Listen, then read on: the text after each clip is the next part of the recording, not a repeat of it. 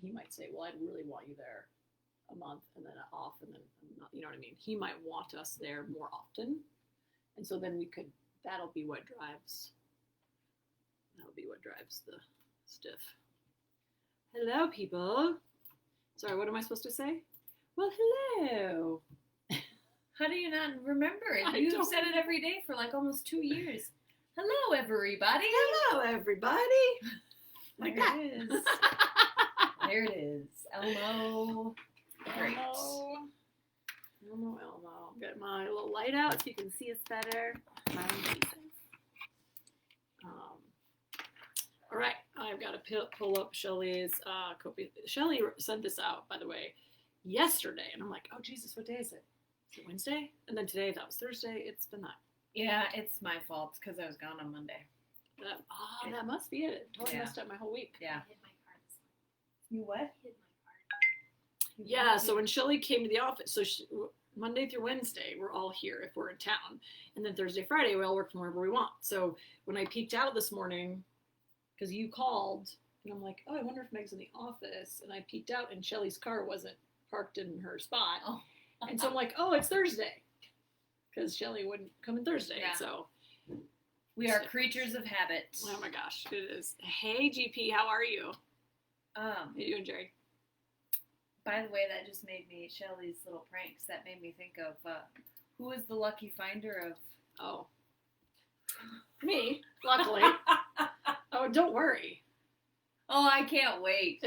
All will be revealed. We have an office prank that I think I started, or maybe Shelly started. I don't remember who started it. I started I think it. Meg started it. And oh man, it is a good one. It just makes me so happy to goof around. I know. I'm really happy business. about it too. Me too. Makes me happy. So.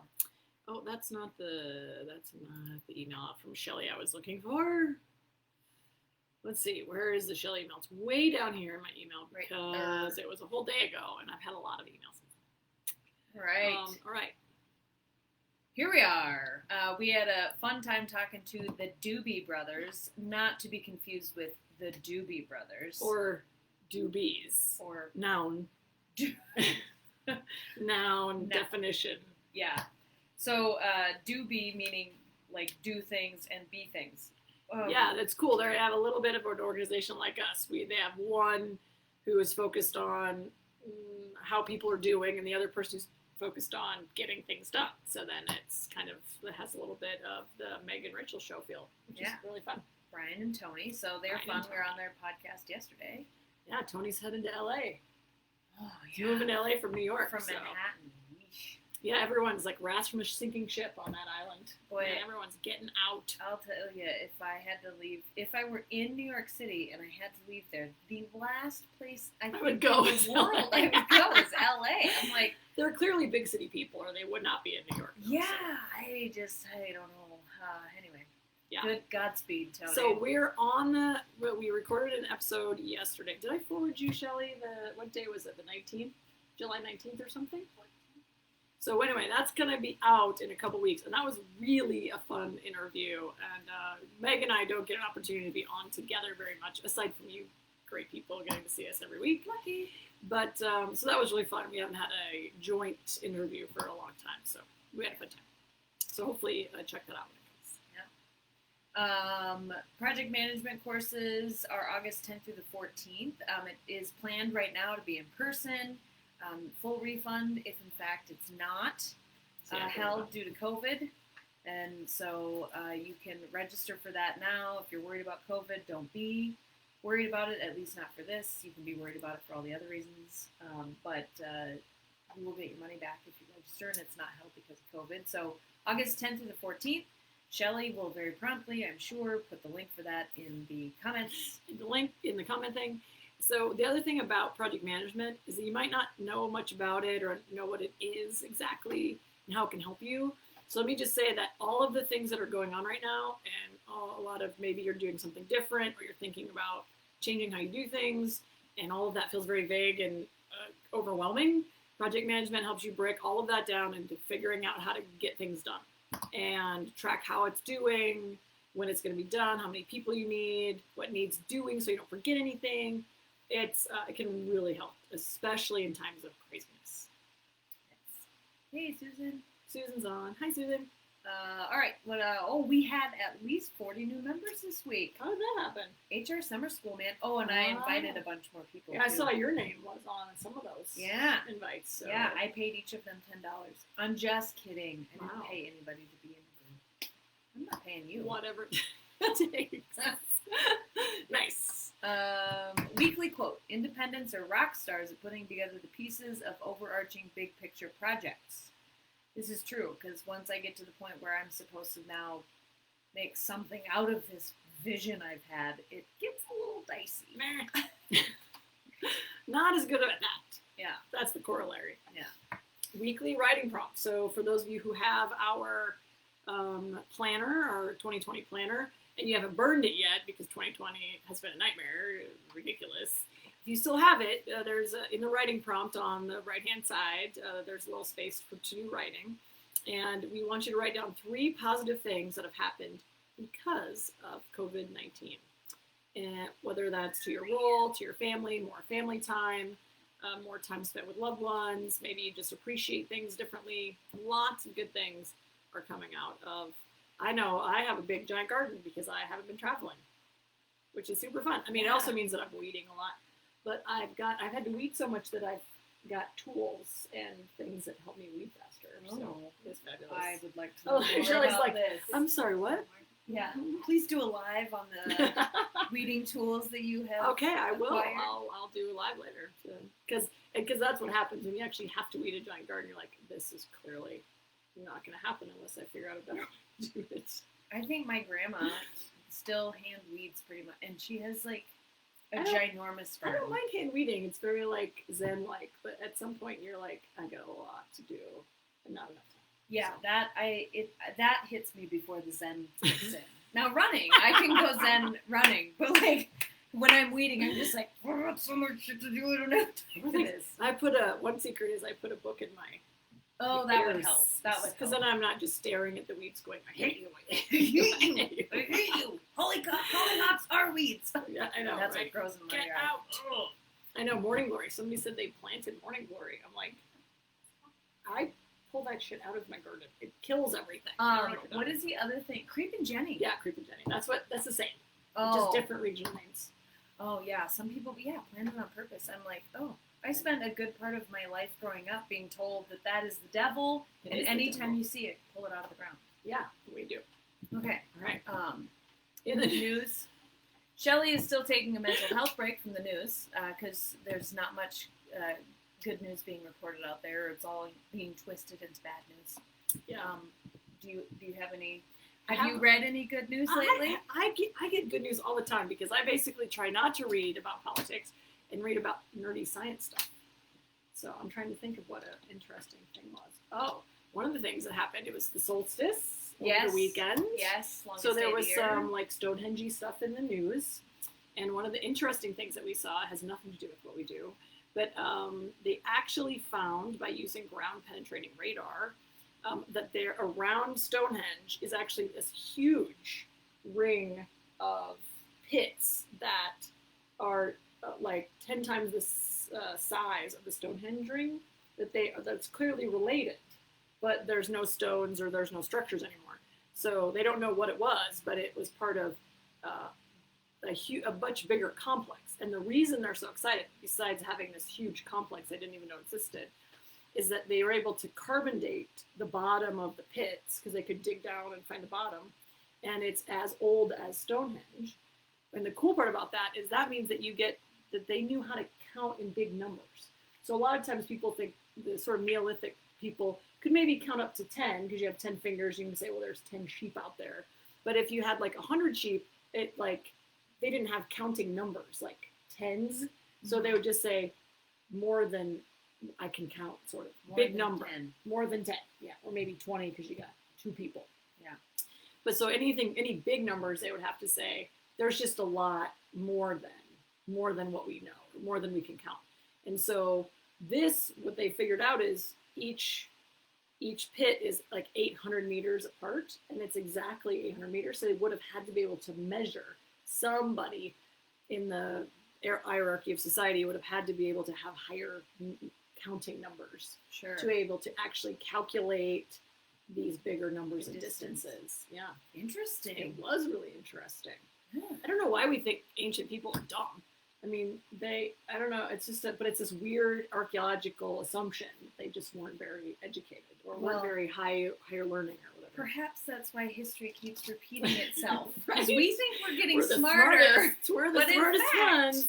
all that same shit's happening still. Right, yeah, it's real. It's really true. So I just thought that was very interesting. Yeah. So Quillen, in relation to that, not what we do, but another interesting news Mhm, article. He was telling me that he read an article last week about Yellowstone, Oh, and yeah. that they've been doing a lot of heat testing and Oh, what yeah. have you. A lot of moving around. Yeah, and what they've decided is that it's moving and shifting, and we were all like, "Oh shoot, it's gonna blow." It's not. It's actually because it's gassing off, Oh, so that it nice. doesn't blow. Right, letting off the steam and Yeah. pressure. So Mhm. it's like it's Cool. got like another 9 million years or something, 900,000 years or 9 They'll- something. Right, they'll recalculate it later to be 2.5 billion years. Right. It doesn't.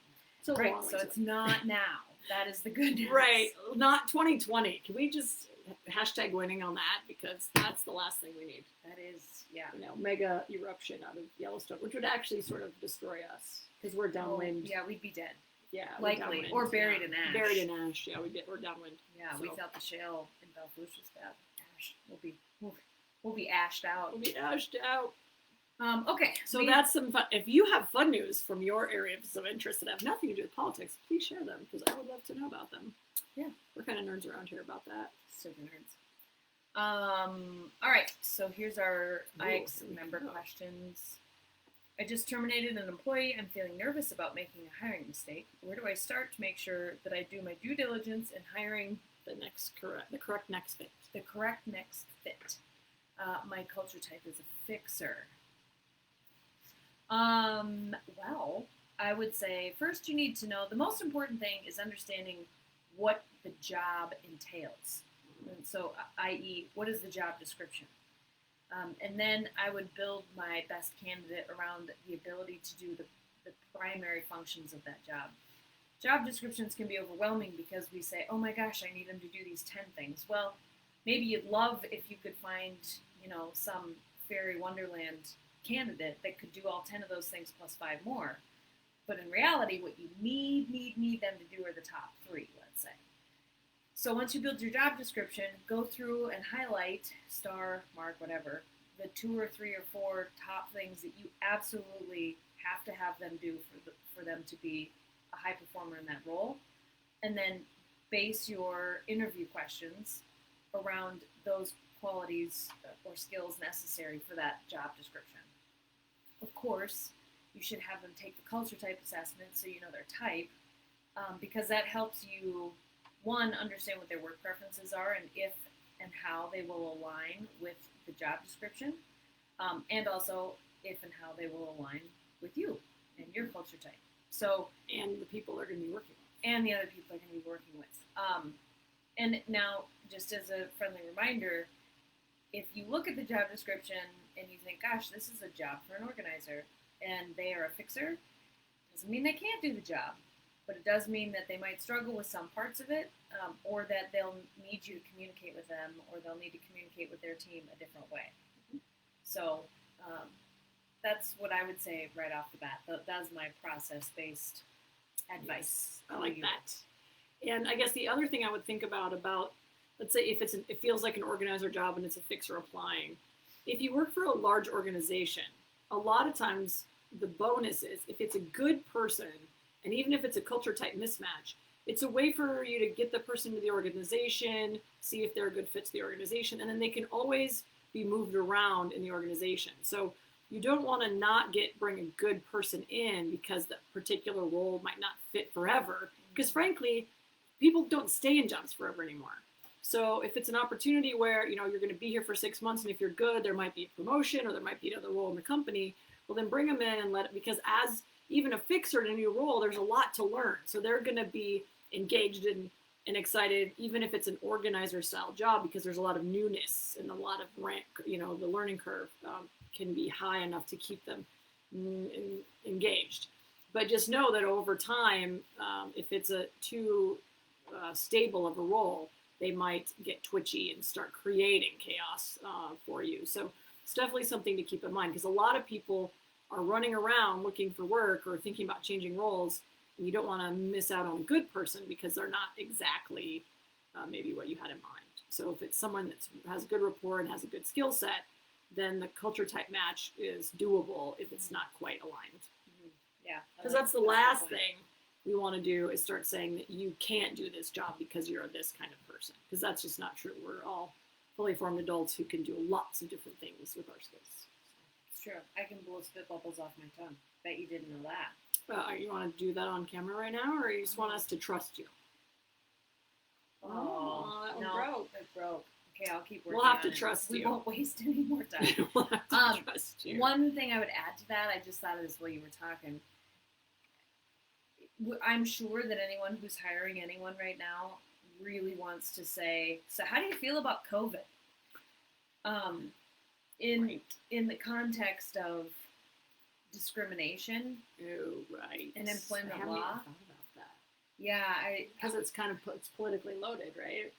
well, it's not only is it politically loaded, but also if somebody says, "Well, I'm freaked out," and then you don't hire them, even though it is not a formal type of discrimination, they could argue that, oh well, because of my COVID concerns, they didn't hire me. So don't come right out and say, how you feeling about COVID? I mean, I wouldn't even mention COVID at all, but you could say something like, have you ever worked from home? And did you like that? You could ask a question about how they're feeling about how the environment of the world, has changed in the last 40 days. So you can ask questions, but I just would stay away from, well, Billy, how you feeling about all this COVID stuff? And then go into your own monologue about you wear your mask and you're super diligent or not. Right. Because, this is so silly. Right. So either way, I just would avoid talking about it generally, just like you would normally avoid talking about anything. Do you have a wife or kids? Do you have a husband? How old are you? How old are you? Why aren't, if your skin color is different, don't ask questions about that. Like, oh, you appear to like you're native. Where did you come from? So I would include it in that bucket of things that you just don't talk about, just in case. So what about, like, you have a company policy about whatever the COVID situation? Is it fair to just inform them that that's the company policy? So then if you offer them a job, they know kind of what they're getting into, like as in workplace safety kind of thing, or how would you handle that? Yes, that's a good question. I would say I would definitely, maybe not first round interview, but second round interview when you're down to like 3 or 4 people or 2 or 3 people that you're going to hire. I would get out that policy if you have one and say, or even if it's just the guidelines and protocols you've been following, right? And say, here's kind of where we're at, because some places, like manufacturing, there have to be people there. They have to be there, and in some places, you have to wear a mask, and so, and I've had a couple of interesting discussions about this, that we're making this some brand new issue that we've never dealt with before. But in fact, in a lot of places, in a lot of ways, it's not, it is, I understand it's a crisis, but the situation itself is not different than some of the ways that we handle safety. Really, PPE, stuff like that. It might be new for some organizations, some industries, but I was thinking about that yesterday because I got my nails done, and finally, after they've been open for 6 weeks, but I was thinking about that because they always wear a mask and gloves because of their dealing with the chemistry and all that. So they do have an acrylic barrier up now. Yeah. But it is like, it's a standard every day for them. Yeah. Like, it's not a big deal. So it's, to your point of, it's just, it might just be a modification of what they already do. Yeah. So interesting. And if anybody's worth their salt looking for a job, they should be asking you what your COVID policy is, really. Yeah. Like, before I even go in and work with a new client, I ask, what is your COVID policy? Can I see it? Because I want to know, like, are they willy-nilly? Are they being really strict? Like, all of that stuff. So, yeah. I think you could talk about it in the safety context. Yes, absolutely. Interesting. All right. This next one is for you. I'll read it. Oh, you read it. My original plan pre-COVID was to move and take a job as a traveling nurse. I still want to, but I'm now nervous about leaving a stable, well-paying position. How do I get myself back on my original 2020 plan and feel good about it? Oh, that's for me. You're welcome. Right, she's an independent. This person is an independent. Is an independent. In fact. Well, just what are you waiting for? Like, I don't know. Oh, well, see, that was going to be my answer. I was like, surely Rachel will have something Something insightful more to say. insightful than just do it. Why are you waiting? The trick of the matter is that there is stability right now is a bit of a Crutch? Oh, that's crutch. me being independent. No, I was going to say it's a bit transitory or kind of a illusionary or illusory, whatever, illusion. It's an illusion, to say, because every like in some, as you're a nurse, so in some cases nurses in the emergency rooms and are swabbing and all that stuff, they are like working 20-hour days and sleeping on carts and in the hallway. But there are other operating room nurses who are laid off because they're not doing elective surgeries right now and you're not working. So really stability is in the eye of the beholder. And frankly, I would imagine that, the traveling nurse environment where I imagine you're traveling in GP offices and to support organizations and teams that need demand fluctuations. I imagine that is still the case. So, and if you can balance out the increased wages and the increased freedom and feeling like the other thing I guess I'd be worried about if I were you is how do I keep myself as safe as possible? Because if you're going to be going into like COVID hotspots as a traveling nurse, then you're going to want to have boundaries in your mind. Like, okay, well, I'm going to go and I want to be someplace for at least 4 weeks, and I'm going to want to rent one place for all 4 weeks so I can control my space. And I want to have a job, my job, I want to have a place that has a changing room at the hospital so I don't have to wear clothes I wore with patients home to my space that is like COVID free. So what I would do is think through what are your requirements if you do go on the road as a traveling nurse about feeling like, because you're going to have a job.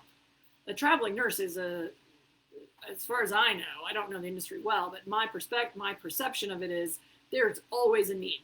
If you're willing to go anywhere they need you, you will always find work. So it's more about how do you protect yourself in those environments where you know that you'll have higher exposure in the short run, but you'll also be making a lot more money than the stable place that you are. And frankly, you're probably over wherever you're working. Because if you're an independent, you want more chaos, more creativity, more new things, new people all the time. And so you'll be happier on the road doing creative, fun, out of your comfort zone things than if you are sticking into a stable job. So when you ask that question to me, the question is, do I go out and have fun and maybe have to be a little brave, or do I stay here and just be miserable? So to me, it's kind of an obvious, go forth and do amazing things. That's my thing. Yes.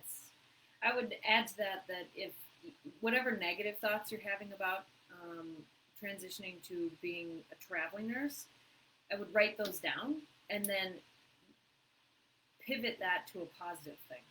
So, if it's, I'm nervous about stability, maybe then the opposite of that is I'm interested in new opportunities. And so that helps you kind of get your mindset back on track for, yeah, I want to do this, and that's why I want to do it.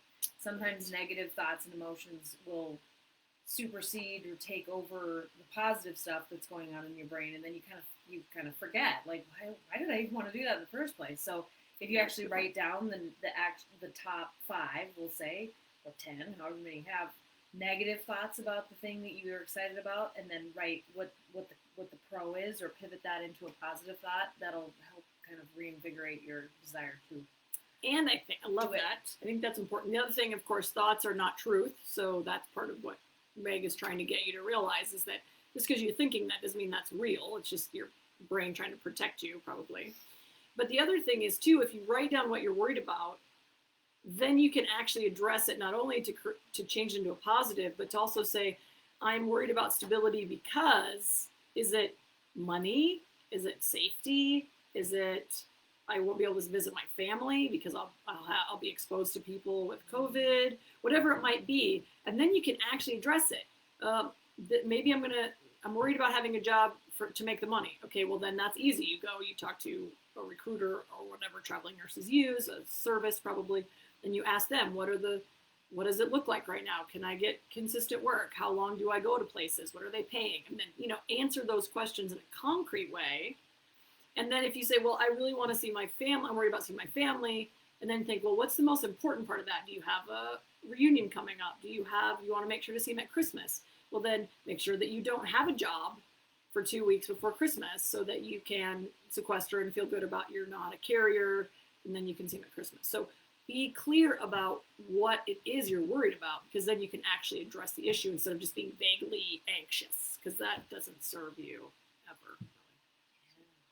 All right, good. All right. Last one. Some good news. We go to super news. It's 2:26. Oh, good. Wait, I gotta get the sign. Wait, can I just answer this last question? Oh, it is an HR. It's an HR. Well, yeah, and it's an important one, and it's okay. timely for whoever's asking it. So. Yes. Okay. Okay, I'm an HR professional. Company's back to normal schedule for a little over a month. Is it safe to start doing employee reviews again? We stopped reviews during quarantine because our entire team was working remotely. So, okay. If the situation is such that you were working the whole time and you have a way to measure people's performance when they were working remotely, yes, I think you could do them. If you were still working remotely, but you don't have any way to actually effectively document and measure people's performance while they were working remotely, I wouldn't do them. I would wait another 5 months and do a 6-month review. Because but what if the reviews are basically for the time pre-COVID? Isn't that kind of how you do it? Yeah, well, it's for the year before, and yeah, if they're for pre-COVID, so if it was for Q1 and supposed to have been for Q2 also, so you do them twice a year, you could just do the review for the first 3 months of the year, ish, 2.5. Right, sure. And then, but I guess my question to the question would be for you to think about.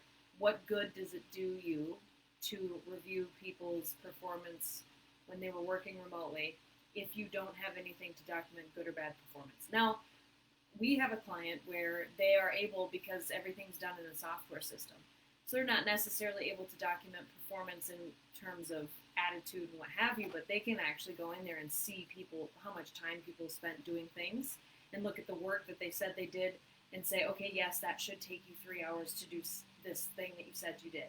Yes, that should have taken you all day to do this thing you said you did. So if you have a system like that, sure, you could do a review just based on pure what you can measure. Right. Or performance, achieving this level of project by this time. Yeah. I would say, if you're an HR professional, your urge is to check the box and get. Right, I was supposed to do it. I got to do it because I was supposed to. Yeah, and I wouldn't worry about that so much if you can't do it effectively, because a bad performance review is worse for your organization than.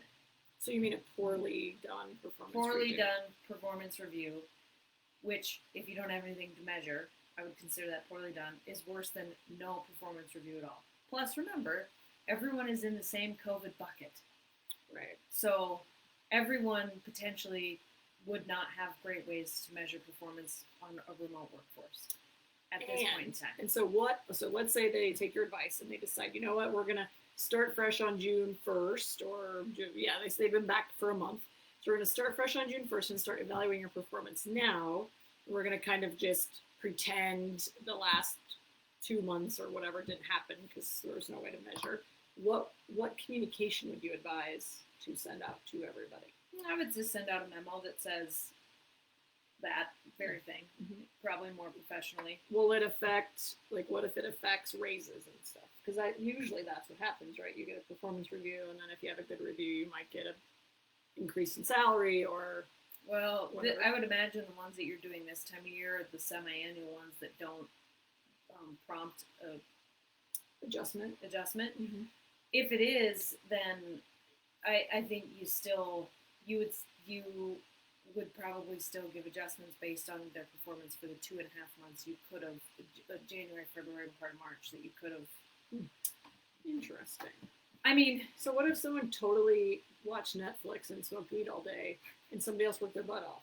So we're not gonna address those differentials, or well, if you can't prove that that is true, that's the problem. Oh, I see. So like in our business, Yeah. where most days there isn't any measurable things to say, unless like we have a proposal to get out of something. Like there's no Right, way or for us meetings to or know whatever. what each other's doing. Well, Right. if you thought I was a complete bedwetter during COVID and I just didn't do anything, Mhm. and you busted your butt the whole time, there's no way for you to prove. Well, we would have had a conversation about that at the time, if What? that's what happened, and vice Right. versa. Right. Right? If I just checked out and never showed up and wasn't doing anything, so Right. maybe the right answer on that is that should have been a performance issue that was addressed at the time. Well, of course. Right? That's always the answer. Yeah. Interesting. Anyway, that is a really deep rabbit Call hole. Meg if you want more info or conversation, because this is her jam. Yes. All right. Do good news now. Yes. Now we can. Thank you for entertaining me. Yes, of course. Well, upside down. There we are. Yeah, because some good news. Some news. good news. Yay. Yay, good news. You love good news. Hi, Nellie. Did we miss Nellie? No, I think Shelly's just being proactive. Chatterbox. Oh, Nellie's listening. Okay. I know. Okay, so You should scroll us back down. All I can see is our boobs. That's weird. this way. I see what Yeah, you're doing. I did now. that. It's Yep. just- It's just my fault. I It's mean- just my fault. It was. not that we're complaining No. about what we can see, but Nobody faces else are would, better. for sure. All right, so good news. Summer is here. Happy solstice, everybody. We mentioned that before. Longest day of the year, which actually means we're going to get shorter days from here on out. but This we is don't supposed to be the some good news section. care. It is some good news, Well, actually. stop talking about bad news then. Well, it means the hottest days of the year are yet to come. That's the best. Yeah, I love the hot days. Yeah, you do. It's hot as heck in here right I know at least we turned on the air a little She's bit. in a long sleeve shirt. I would like to point But out. it's like I am in a see-through. dress and I'm hot. And she's. Well, you run miles and miles every day. I Yeah, don't, so well, your body temps are objective. It must be. I'm going to get you those ice packs to put in your armpits. Oh, I would like Yeah, those. I I'll think look they'll like be cool. Mary Shannon. Oh, yeah. Okay. It's old school. You might not get that pop culture reference. Okay, so Helix launch update. Terribly excited. Yes. You want to tell the story? Yeah. So Helix, we've got one sprint left. They're working on sprint 5 right now. We got one sprint left to get everything complete, and then we'll do some probably final UA testing, and then it will be launched mid-July. Yeah. Is that the plan? Hopefully early July, but Yay! we added some stuff, so it's our fault that we were supposed to be end of June, but we added a whole big chunk, so it's our own fault. But it's going to be amazing because we're going to build organization, your org chart in the back end, and then we're going to load all the employees, and then you're going to be able to add people and rearrange people and see all the. So if you're the top person, you can see everybody. If it's just you can see your scatter plot, and it's going to be dreamy in so many ways. So we're Fantastic. officially sort of becoming a sort of a technology company as well as our consultancy. Oh, So well, isn't that your dream? it is my dream. All right. So I'm going to tell everybody that as much as possible over the next 3 weeks. 3 positives. Which are 3 positives from 2020? I got to see my kids more this spring. That is positive. That was just so much fun. There were days, but it was just great to have them around all the time. My garden looks great. Actually, I have 2 gardens, or 2 garden spots. And I would say that this COVID business has created an incredible opportunity for our business. Because people really are starting to see that they need what we offer. Yeah, considering that we've been doing change work and leading through change for years, now everyone's like, Oh, you guys handle this. that's what you mean. And we're like, yes, that's what we mean. So Let's those see. are My three good ones are I'm not traveling as much, which all the good things about that. I get to be home more and do more things. I have had more time to explore the Black Hills where we live. So I've been out hiking a lot. And part of that's because of the other COVID thing that we're doing is we're doing this huge 100-mile hike in the end of July in 8 days. So then we have to sort of train to, especially me who sits on my butt literally all day long in front of a computer. Cappy, my boyfriend, he's on his feet all day. So we go hiking. He's like, yeah, pretty much feel like I feel every day. And I'm like, oh, maybe you don't need the training as much as I need the training. Me too. Yeah, right. My feet are like, what are you doing? So that's been awesome because we've really been exploring a lot of the northern Black Hills because we're always going on like 12-mile hikes and 10-mile hikes to try to get our bodies used to it with packs and stuff. So that's been awesome. And probably my third thing is definitely having more time with Alex. And actually, Alex getting to spend more time with Cappy because when we were still in school, Alex would spend the mornings in the office doing her work, and then she'd spend the afternoons with Cappy running around. And so she's actually getting paid for helping him part-time. And so she's been making like $100-some a week for the time she works with him. And she's actually like really figuring out like how to think about what needs doing next and how to be proactive about helping and how to not have to ask all the time what to do. So that's been actually really rewarding to see her sort of apply practical life skills to, helping Cappy getting some work done. So it's been really fun to see. And I think they're closer now than they ever have been. So that's really fun. Cool. Yeah. Those are my three. You should share your three because I know you have them. And we'd love, and Shelly should share her three. Yes, she should. All right, we're past time, so we should go. But it was so great to see you. Have a great week. All right, we'll see you next week. Lead powerfully. Change the world. Bye, everybody. Bye. Oh, and live video.